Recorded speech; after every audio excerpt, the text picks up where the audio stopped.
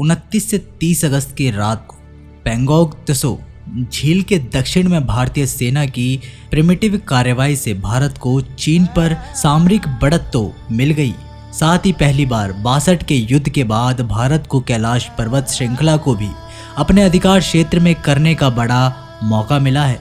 जी हाँ, ठीक सुना आपने। भारत के सबसे बड़े और पवित्र तीर्थ स्थल में से एक कैलाश मानसरोवर की कैलाश रेंज। कम ही लोग जानते हैं कि भारत से कैलाश मानसरोवर झील जाने के लिए सबसे करीबी रास्ता लद्दाख से होकर गुजरता है। दोस्तों, वीडियो में अंत तक बने रहिएगा। नमस्कार दोस्तों, आप देख रहे हैं मंदिर लाइव इंडिया यूट्यूब चैनल। अगर वीडियो पसंद आए तो लाइक, शेयर और चैनल को सब्सक्राइब करके बेल आइकन को प्रेस करना मत भूलिएगा। और एक बार सच्चे दिल से कमेंट बॉक्स में ज़रूर लिखिएगा, हर हर महादेव। 19 से 30 अगस्त की रात को भारतीय सेना ने पैंगोंग त्सो झील के दक्षिण में करीब 60 से 70 किलोमीटर तक का पूरा क्षेत्र अपने अधिकार में कर लिया है। चुशूल सेक्टर के अंतर्गत आने वाले इस क्षेत्र की गुरंग हील, मगर हील, मुखपरी और रैचिनला दर्रा सभी कैलाश रेंज का हिस्सा है। 1962 के युद्ध से पहले ये पूरा इलाका भारत के अधिकार क्षेत्र में था, लेकिन 62 के युद्ध के रेंजागला और चुशूल की लड़ाई के बाद दोनों देश की सेनाएं इसके पीछे चली गई थी और इस इलाके को पूरी तरह खाली करा दिया गया था। आपको बता दें कि भारत से पवित्र कैलाश मानसरोवर यात्रा के लिए सबसे छोटा और सुगम रास्ता लद्दाख से ही है। 62 के युद्ध से पहले तीर्थयात्री लद्दाख के डेमचौक से ही कैलाश मानसरोवर यात्रा के लिए जाया करते थे। चुशूल से डेमचौक की दूरी करीब 150 किलोमीटर है। उसके आगे डेमचौक से कैलाश मानसरोवर की दूरी करीब 350 किलोमीटर है। पैंगोंग त्सो के दक्षिण से लेकर कैलाश मानसरोवर तक यानी करीब 450 किलोमीटर तक ये कैलाश पर्वत श्रृंखला फैली हुई है, लेकिन 62 के युद्ध के बाद से ही ये रूट बंद कर दिया गया था। इसके बाद भी चीनी सेना डेमचौक में घुसपैठ की कोशिश करती रही या फिर भारत द्वारा सड़क और दूसरे मूलभूत ढांचे बनाने का विरोध करती रही। 29 और 30 अगस्त की भारत की कार्रवाई से चीनी सेना में हड़कंप मच गया है। चीनी सेना किसी भी कीमत पर इन कैलाश रेंज की पहाड़ियों को हड़पना चाहती है, इसलिए बड़ी तादाद में चीनी सैनिक भारत की फॉरवर्ड पोजीशन से चारों तरफ इकट्ठा हो रहे हैं।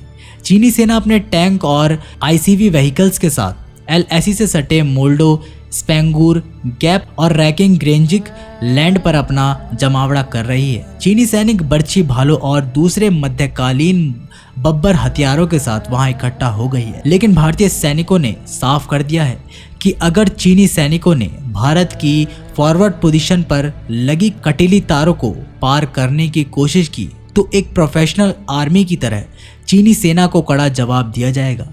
भारतीय सेना ने रैचिनला दर्रे के करीब अपनी पूरी एक टैंक ब्रिगेड तैनात कर दी है। साथ ही इन्फेंट्री सैनिक रॉकेट लॉन्चर और एटीजीएम यानी एंटी टैंक गाइडेड मिसाइलों से तैनात है, ताकि अगर चीनी सेना आगे बढ़ने की कोशिश करती है तो उसे पीछे खदेड़ दिया जाए।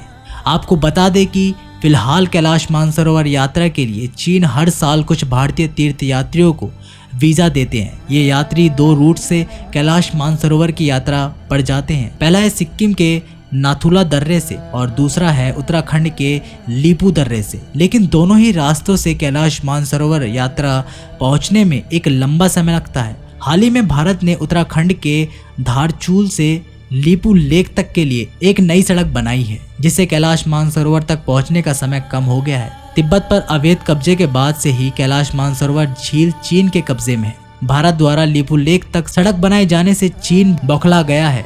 यही वजह है कि चीन पवित्र मानसरोवर झील के करीब एक नया मिसाइल बेस तैयार कर रहा है। जमीन से हवा में मार करने वाली इस मिसाइल बेस के करीब ही चीन ने कुछ नया निर्माण कार्य भी किया है, जो सैनिक के बैरक हो सकते हैं। हाल ही में सैटेलाइट तस्वीरों से इस बात का खुलासा हुआ था।